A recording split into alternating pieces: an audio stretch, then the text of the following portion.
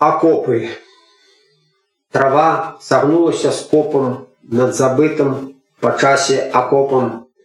Кожны год трава ўзрастае і самотна ўначы ўздыхае.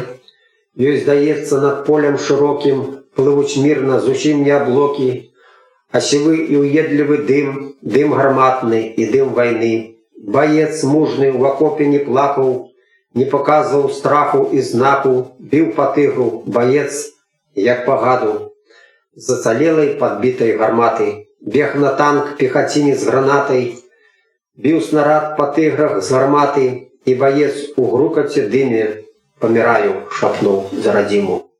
І над тыграм, падбітым чужым, вывіваўся кудзерамі дым, захліпнулася тыграў атака, і фашыст каля танка плакаў. І крычаў анямела капут, і ўглядаў для ўцёкаў маршрут. Колькі іх у спісы занесена, смельчакоў, што ля вёскі Трлесіна, супынілі тыграў атаку і не мелі ў сэрцы страху.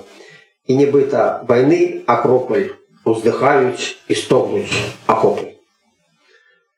Ну, тут могу добавить, что верш з'явіўся на конкретном матэрыяле. Трлесіна — это вёска на мяжы Шклоўска і Курганска району.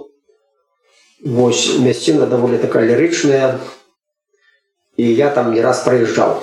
І ад мясцовых жыхароў слухаў расповеды вось пра гэты бой і пра акопы.